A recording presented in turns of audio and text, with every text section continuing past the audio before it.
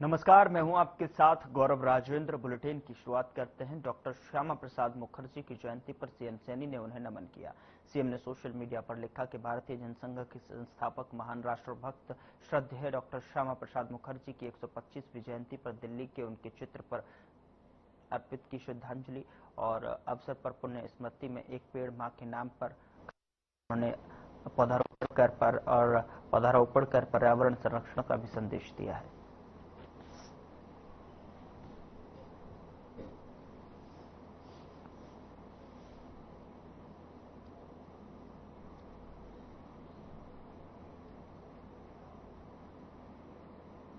उधर जुलाना कस्बे की अग्रवाल धर्मशाला में बीजेपी जिलाध्यक्ष तेजेंद्र ढुल ने 19 जुलाई को होने वाली रैली को लेकर बीजेपी कार्यकर्ताओं की एक बैठक ली और बैठक में भाजपा परिवार के साथ राष्ट्रीय एकता और अखंडता के पर्याय महान शिक्षाविद, प्रखर राष्ट्रवादी विचारक और भारतीय जनसंघ के संस्थापक डॉक्टर श्यामा प्रसाद मुखर्जी के 125वें बलिदान दिवस पर भावभीनी श्रद्धांजलि और श्रद्धासुमन अर्पित कर उनके राष्ट्र निर्माण के लिए दिए गए अमृत संदेश को याद किया।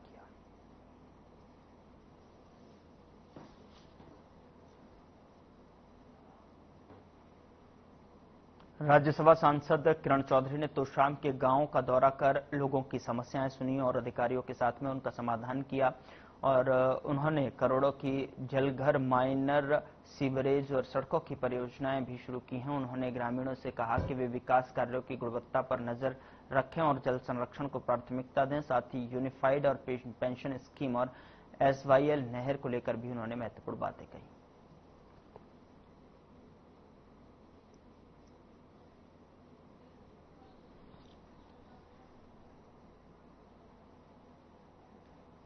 के अंदर सार्वजनिक तौर पे बोल के जा रही हूँ, जो भी काम इतने करोड़ों करोड़ों रुपए के आपके हो रहे, कृपा करके अपनी अलग अलग कमेटियां बना लो और वो कमेटी ऐसे हो जो ये इस चक्कर में ना हो। समझ गए? और जहां काम गलत गड़बड़ हो रहा है, जहां सामग्री गड़बड़ लग रही है, वहीं रोक दो काम। समझ रहे हो? क्योंकि यहाँ पे तुम जानते हो अपने ये सौदा खोनी भाई, ठीक है ना? हाँ, पर बाद में कहो कि 40 करोड़ की डिक्की बन रही है, इसकी डिक्की लीक हो गई, इसका ये तला बैठ गया, फला हो गया, बिखड़ा हो गया, फिर ना बोलियो भाई। समझ गए? अपना काम अपने लिए करवाओ। तुम अपने लिए करवा रहे हो, अपने बच्चों के लिए करवा रहे हो।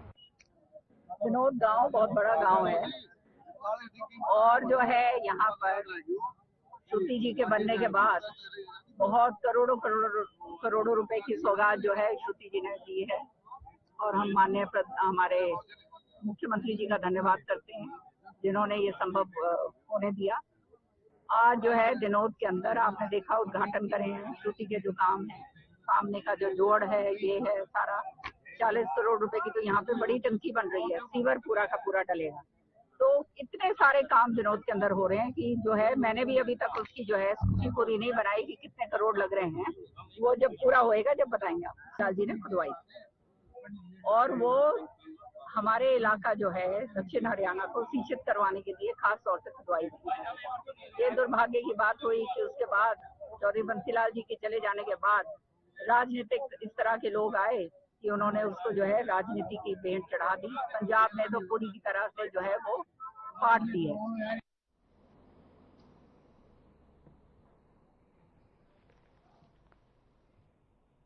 हरियाणा के पूर्व कैबिनेट मंत्री रहे मूलचंद शर्मा ने बल्लभगढ़ बस अड्डा मार्केट के लोगों के लिए बड़ी सौगात दी है, जिसमें उन्होंने इलाके के बस अड्डा मार्केट में लाखों रुपए की लागत लगाकर पार्क का सौंदर्यीकरण कर नारियल फोड़कर जो शुभारंभ किया, जिसमें पार्क के चारों तरफ बाउंड्री और फुटपाथ बनाया जाएगा और साथ ही इस मौके पर जो है ग्रीनरी को भी मद्देनजर रखते हुए बहुत सारे पेड़ पौधे भी लगाए जाएंगे ताकि मार्केट में आने वाले लोग भी इस पार्क का फायदा उठा सकें, साथ ही यहाँ के लोगों को शुद्ध हवा भी मिल सके।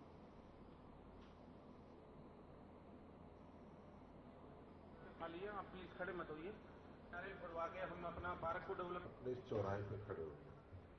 तो सबसे पहले यहाँ पार्क बना हुआ था, बहुत समय के बाद ये जुड़ा हालत जिस तरह की थी, इसके क्या है कि इससे मजदूर, कर्मचारी, व्यापारी, दुकानदार को लाभ मिलेगा।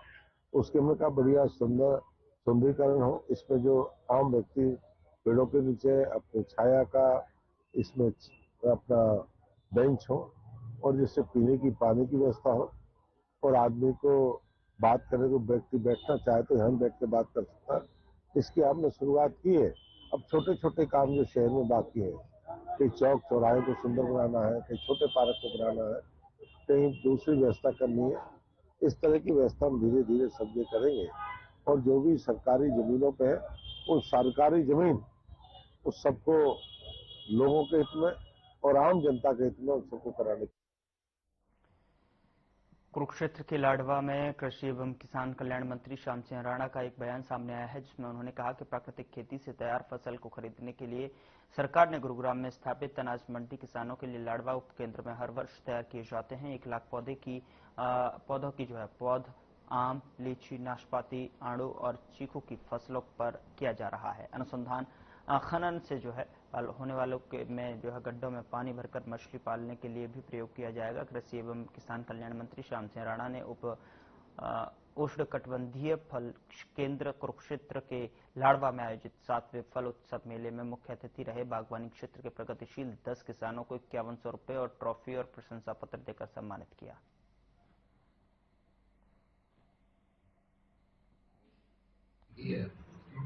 तो ये खुशी का विषय है। हमारे यहाँ हमारी जो अर्थव्यवस्था साल में तो हमारी सोने साड़ी की फसल के साथ साथ बागवानी है, एग्रीकल्चर है और पशुपालन है, जिसके अंदर मच्छी पालन है, ये भी हमारी अर्थव्यवस्था का केंद्र बनेंगे। अभी हमने कृषि क्षेत्र के अंदर आमदन बढ़ाने के लिए हमने एक योजना बनाई है।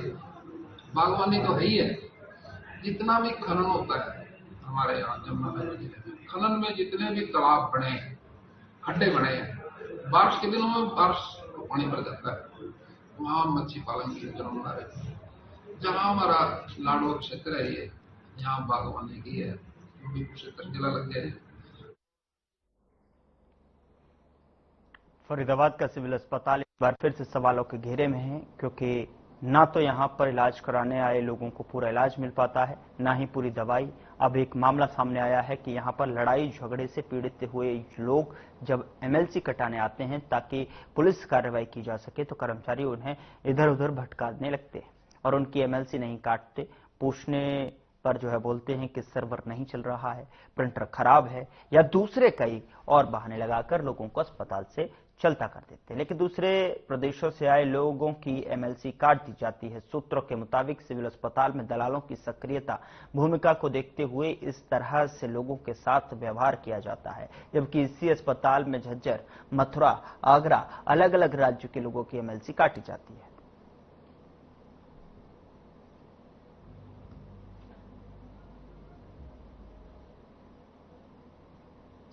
सिर्फ छोड़ दिया था दौरान कल्लमगढ़ सरकार। आपका नाम क्या है?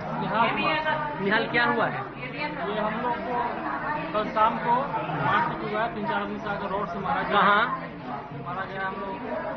कहाँ? ये सेक्टर 23। अच्छा, 25 नंबर गली में। फिर हम लोग रात को आए, पुलिस गए, हम लोग वहाँ पे रिपोर्ट लिखवाए, वो रिपोर्ट दी पुलिस। यहाँ पे आए हम लोग, हम एमएलसी लेने के लिए, रिपोर्ट लेने के लिए, तो बोल रहे हैं प्रिंटर खराब है। किसी को प्रिंटर का बोल रहे खराब है, किसी को बोल रहे सर्वर नहीं आ रहा है। तो रात में कोई एमएलसी नहीं कटी? 1, 2, 3, 4, 5 लोग तो अभी मेरे सामने है, पता नहीं कितने लोग आए होंगे। तो लग रहा है सरकारी अस्पताल में लोगों को इलाज मिल रहा है। क्या नाम है आपका? तेज बोलो। रजिया, कहाँ से आए हो? क्या हुआ है? 4 नंबर आदर्श। अच्छा, झगड़ा हुआ था हमारा और वो रोज गाली देता है हमको, दारू पी के हमारे गेट पे आगे गेट बजाने लग गया। जब हमने गेट खोला तो लूट मारी हमने। क्या नाम है उसका? रजिया। उसका नाम क्या मारने वाले? तो रात को मेडिकल कराने के लिए आए थे आप? आए थे, चौकी भी गए, पहले चौकी गए, फिर यहाँ पे आए मेडिकल कराने के लिए। यहाँ तो उन्होंने बोला कि सुबह आना, सर्वे नहीं चल रही है। कौन सी चौकी में गए थे? 4 नंबर। ऐसे थाने? जो थाना है 4 नंबर, उन्होंने भेज दिया था। D नंबर भी लेके आए थे आप? फिर क्या बोल दिया है डॉक्टर ने? इन्होंने बोला कि सुबह आना, सर्वे नहीं चल रही है, खाली ट्रीटमेंट करवा लो, आप पट्टी करवा लो, पट्टी करवा लो। इन्होंने दर्द का इंजेक्शन लगा दिया, इनके भी मेरे। अब कब आए हो? अब आए 9:30 बजे करीब। अब क्या? महेंद्रगढ़ में मोहल्ला सैनीपुरा में लेकर माजरा चुंगी तक जो है सड़क निर्माण कार्य किया जा रहा है, जो कि अभी भगवान परशुराम चौक के पास पहुंचा है। भगवान परशुराम चौक से आगे सड़क निर्माण कार्य के लिए लेवलिंग का काम शुरू हुआ है। मोहल्ला वासियों ने बताया कि पुरानी सड़क को उखाड़ने के लिए एक जेसीबी लगाई हुई है। पिछले 2 सप्ताह से पुरानी रोड को उखाड़कर समतल करने का कार्य किया जा रहा है। जेसीबी द्वारा बीच बीच में आकर कार्य किया जा रहा है। मोहल्ला वासियों ने बताया कि जब हमने जेसीबी वाले युवक से बात की तो उसने कहा कि उसे तो ठेकेदार ने भेजा है। जब हमने ठेकेदार से बात की तब ठेकेदार ने मोबाइल फोन नहीं उठाया और उसके बाद जो है मोहल्ला वासियों ने 112 नंबर डायल कर पुलिस को सूचना दे दी।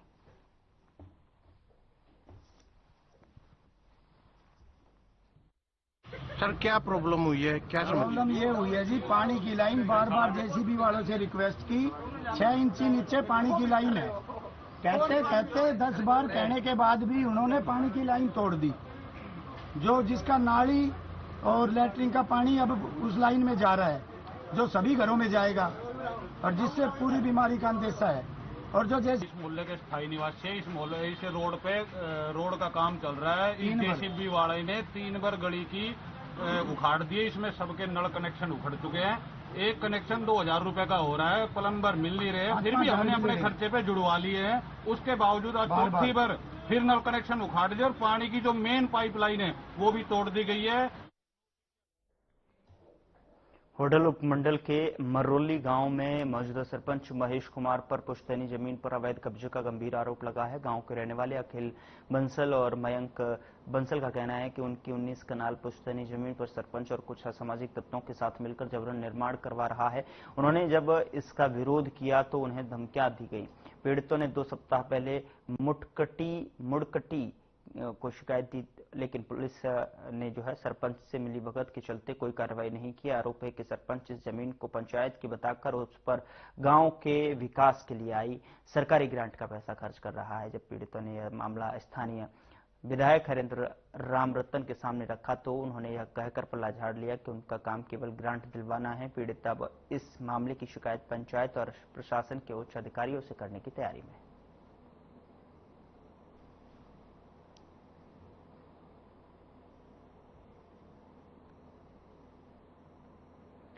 भिवानी जिले के गांव डाड़ी माहू में सनसनीखेज घटना सामने आई है। गांव में अल्पसंख्यक परिवार के 2 मकानों का सामान पहले बाहर फेंका गया और इसके बाद मकान और सामान को आग के हवाले कर दिया गया।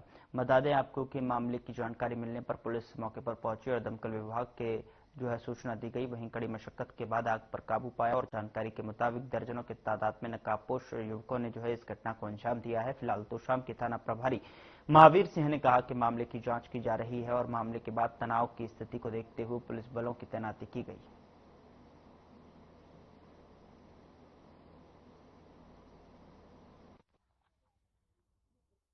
आपके पड़ोस में ही आग लगी? हाँ, पड़ोस में ही। पता नहीं चला कैसे किसने लगाई है? नहीं जी। जिसके घर में लगी वो कहाँ पर आपको फिलहाल पता चला हो? ये तो पता नहीं किस कारण लगी होगी। कुछ उनका लड़ाई झगड़ा किसी से कोई? लड़ाई झगड़ा भी नहीं सुने हम तो, बस ये देखा वैसे आग लगी बस। अच्छा, जब भाग रहे थे लोग आग लगी, जब कुछ चीख पुकार कोई ना चीख पुकार कोई कौन थी? हाँ, तो सुत्या था। तो सामान भी बाहर फेंक के बाहर भी लगाई हुई? हाँ, सामान गिर की फिर तो लगाई आगे। किसने पता नहीं जी, हम तो पहचानते नहीं कौन सा। हाँ, नहीं पहचाने कौन सा। कोई मासूम से लगा रखे थे? मास्क तो नहीं, डाठा बंद रहता, काला डाठा ये रहा है। कितने आदमी कुछ अंदाजा हो, कुछ ऐसा पता चला? वही 10-15 आदमी। पैदल आए थे मोटरसाइकिलों पे? पैदल नहीं था। दोनों घरों में इसी तरह वहाँ भी और यहाँ भी? हम जा रहे थे खेत में। ठीक से हम आए न, इतना तो भाई बेरा को नहीं आग लगी पाई। हम तो किनान करके आए थे। किसी ने लगाई?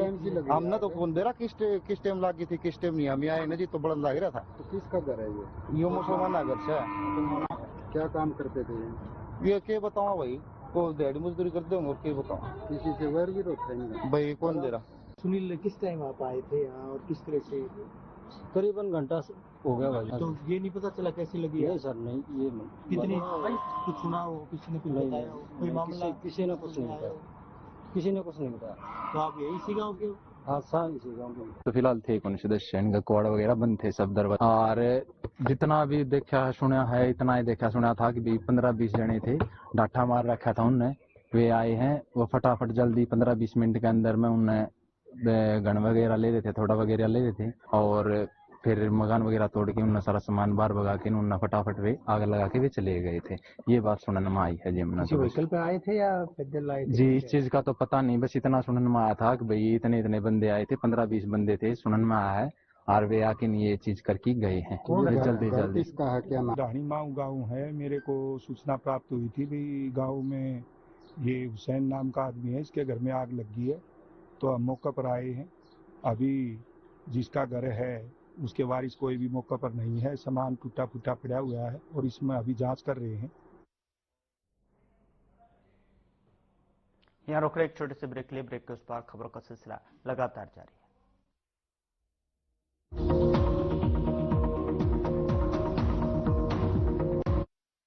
क्या आप दुबले पतले कमजोर हैं, आपकी सेहत नहीं बनती, भूख कम लगती है, वजन नहीं बढ़ता? दरअसल मेन बात खाना पीना नहीं है, मेन बात है खाया पिया लगना। और अगर खाया पिया लगेगा ही नहीं तो आपकी सेहत बनेगी कैसे? इसलिए हमारी संस्था सन्यासी आयुर्वेदा ने एक ऐसी दवा का निर्माण किया है जो कि आपके लिवर, आपके पाचन तंत्र को दुरुस्त करने का काम करती है, ताकि आप जो भी खाएं उसका पूरे का पूरा निचोड़ आपके शरीर को लगे, आपकी भूख बढ़े, खाया पिया सही से लगे, नया खून बने, हड्डियों में जान आए, वजन बढ़े और आप मोटे तगड़े खूबसूरत पर्सनैलिटी के मालिक बन जाए। सिर्फ 699 रुपए की पूरे 1 महीने की दवा होती है और आप इसे घर बैठे 011-45454545 पर फोन करके दवा मंगवा सकते हैं।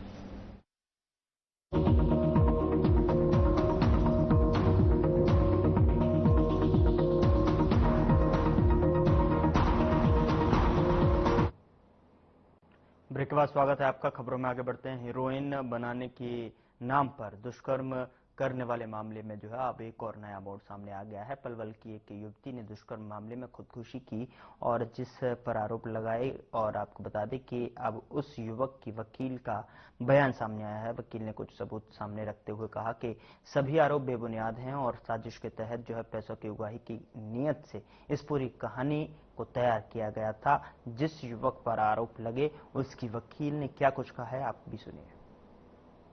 अगर देखा जाए तो इनमें 1% सच्चाई नहीं है। वो इस वजह से कि जिस बच्चे का रेप 17 फरवरी को हुआ है और 11 अप्रैल को दोबारा से रेप हुआ। उसके बाद उस बच्ची ने कंप्लेंट जब लगाई, जब उनके साथ मारपिटाई करी और उनके अगेंस्ट में एफआईआर रजिस्टर हो गई, उस सिचुएशन में उसने लगाई। सारा प्री प्लान था, मतलब सारा प्री प्लान था। उसकी मदर ने क्या चीज कही कि मेरी लड़की बहुत डरी हुई थी, सहमी हुई थी, इसलिए उस लड़की ने बताया नहीं कि मेरा रेप हुआ है। ये लोग वहां से 14 तारीख को वापस आ गए और वह लड़की 1.5 महीने के करीब वहां रही और लगभग 25 या 26 तारीख को मई को वो वहां से वापस आई और उन्होंने ये सब चीज प्लानिंग करी। जो ये अपने आप में बता देंगे कि ना बच्चे के साथ कोई भी रेप हुआ, सिर्फ वो योगेश की वजह से, क्योंकि वो हमेशा यही चीज कहती थी और उसने अपने दोस्त को यही चीज बोली थी कि मेरे दोस्त, मैं फंसी हुई हूँ, मेरे दोस्त ने मुझे ये चीज बोली है कि अगर तू उन लोगों को जिनसे मुझे गाली गलौज करी थी उनको सबक नहीं सिखाएगी तो मैं तुझसे शादी नहीं करूंगा। और ये लड़की सिर्फ शादी की वजह से ही, हो सकता है कैसा था क्या था सिचुएशन, लेकिन इसमें हाथ जोड़कर हम विनती करते हैं, इसमें राज आर्य और सपना का कोई लेना देना नहीं है। उन्होंने इस बच्चे को अपने बच्चे की तरह ही रखा था, हमेशा आना जाना केयर करके हमेशा साथ रखा। यानी कि जो आरोप है हम बिल्कुल निराधार है। आरोप जो है वो बिल्कुल निराधार है और इसके निष्पक्ष जांच पुलिस वाले अपने अकॉर्डिंगली ही कर रहे हैं। 3-4 लड़के और थे जो घाटा बांध रखे थे। उन्होंने सुट्टे से मारा है और जबरदस्ती सर को मतलब कह रहे थे कि रेप किया है, वो कबूल करवा रहे थे जबरदस्ती। तो उनको जब सर नहीं कर रहे थे, उनके बात नहीं मान रहे थे सर, क्योंकि सर बार बार बोले जा रहे थे कि उन्होंने ऐसा नहीं किया है। तो सर ने नहीं किया है तो उन सर पे और ज़्यादा अत्याचार करने जा रहे थे। वो मारपीट और सपना दीदी के हाथ मोड़ दिया उन्होंने, उंगली तोड़ दिया उनकी और सर के नाक काट दिया उन्होंने चाकू से। तब जाके सर मजबूर होके जब ज़्यादा अत्याचार करने लगे तब जाके सर ने ये कबूल करवाया उनके मुंह से ये चीज़ कि मम्मी ने ये चीज़ डिमांड रखी थी 10 लाख रुपए की राज आर्य सर से। 10 लाख रुपए देंगे तो वो छोड़ देंगे, तो 10 लाख रुपए के लिए 2 दिन का टाइम दिया था। उधर पेहोवा में देर रात पुलिस थाने के बाहर कुछ लोगों ने पुलिसकर्मी को पीटा और इसका वीडियो भी सोशल मीडिया पर वायरल हो रहा है। इसमें एक व्यक्ति पुलिसकर्मी को थप्पड़ मार रहा है। इस दौरान दूसरे पुलिसकर्मी मौके पर खड़े होकर तमाशा देखते हुए नजर आ रहे हैं। किसी ने उसे छुड़ाने की कोशिश नहीं करी। थाना सदर पेहोवा के बाहर रात करीब 11 बजे एसआई राजेश कुमार और असमानपुर के एक परिवार के साथ बहस हो गई और परिवार के लोगों ने एसआई पर 7,000 रुपए मांगने और थप्पड़ मारने का आरोप लगाया। इस पर परिवार के लोग भड़क गए और उनमें से एक व्यक्ति ने एसआई को लगातार 5 थप्पड़ जड़ दिए।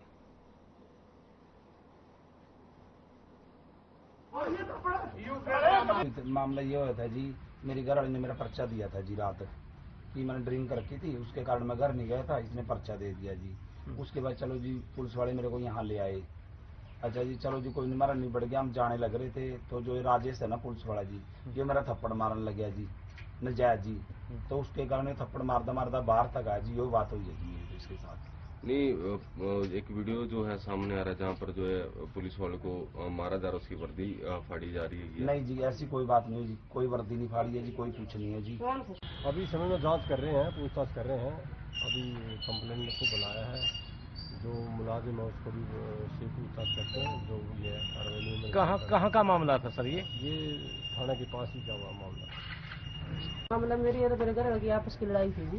रात मैंने 112 पे फोन किया था, 112 वाले हम यहाँ थाने में लेके आए थे। उसके बाद यहाँ पे पुलिस वाले ने हम घर भेज दिए थे कि सुबह ने बैठ लियो जो कुछ बैठ में। तो उसके बाद हम बाहर चले गए, मेरा देवर बन लेना आया जी। ले जाने के बाद पुलिस वाले ने फुल ड्रिंक कर रखी थी, उसने बाहर निकल कर मेरे घर वाले का और मेरे देवर का थप्पड़ मारे जी नजायज। मेरे देवर ने वीडियो बनाई, वीडियो बनाने के बाद पुलिस वाले ने उसका फोन खोस लिया। तो मेरे देवर ने फोन जरूर खोसा ना, पुलिस वाले का मारे लिया, अपने बचाव में उसने यह बात जरूर कही मेरा फोन दे दी। पुलिस वाले का नाम राजेश था। नहीं, वीडियो एक सामने भी एक और भी सामने आ रहा है जहाँ पर पुलिस वाले को थप्पड़ मारे जा रहे हैं, उसकी वर्दी फाड़ी जा रही है। नहीं जी, अगर आपके पास वीडियो आ रहा है तो आप वीडियो में देखो जी। पहले पुलिस वाले ने थप्पड़ मारे अपने बचाव में, तो जी उसने फुल ड्रिंक कर रखी। मेरे हस्बैंड तो चले गए थे जी यहाँ पे।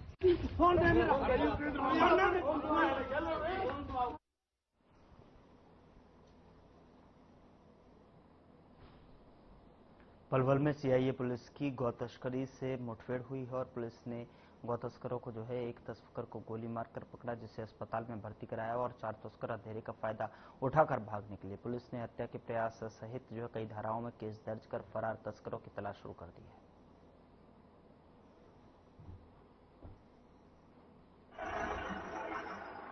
माननीय पुलिस अधीक्षक श्री वरुण सिंह लाजी के दिशा निर्देशानुसार कार्य करते हुए लगातार पलवल जिले में और नूह के आसपास के इलाका क्षेत्र में लगातार गौ तस्करी की घटनाएं बढ़ती हुई जा रही थी।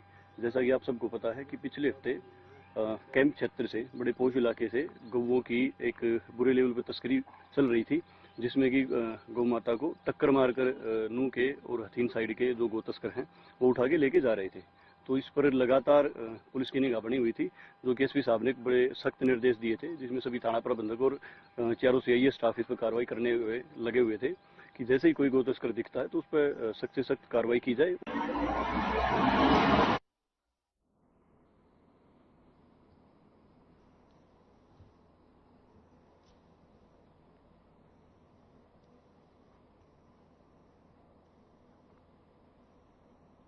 फरीदाबाद के बल्लभगढ़ बस स्टैंड पर एक प्राइवेट बस चालक ने हरियाणा रोडवेज बस चालक और कंडक्टर के साथ में सवारी को जो है बैठाने के लेकर जो विवाद कर मारपीट शुरू कर दी और इस मौके पर जो है बस लेकर फरार हो गया। तो वहीं पुलिस की ओर से कार्रवाई में देरी के चलते रोडवेज कर्मचारियों ने चक्का जाम कर विरोध प्रदर्शन करना शुरू किया। जो है कई घंटे चले इस प्रदर्शन करने के बाद जो है मौके पर पहुंची पुलिस ने कर्मचारियों से बातचीत कर मामला शांत कराया और कर्मचारियों की शिकायत पर कार्रवाई करते हुए आरोपी प्राइवेट बस चालक के खिलाफ मामला दर्ज कर कार्रवाई शुरू की और जिसके बाद प्रदर्शनकारियों ने धरना खत्म कर दिया।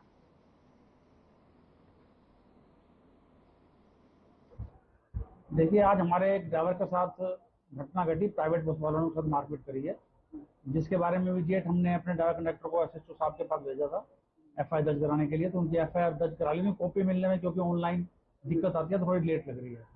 बाकी हमने भविष्य में कार्रवाई करने के हमने एसएचओ साहब आए थे हमारे पास, बोलो एसएचओ साहब आए थे, बोले भी हमने ये कर दिया वो कर दिया। मैंने इनसे दो टूक मना कर दिया, हम आपकी बात को नहीं। ये हरियाणा सरकार से हमारी बहुत लंबे समय से डिमांड है कि रोडवेज के ड्राइवर कंडक्टर को सुरक्षा प्रदान की जाए।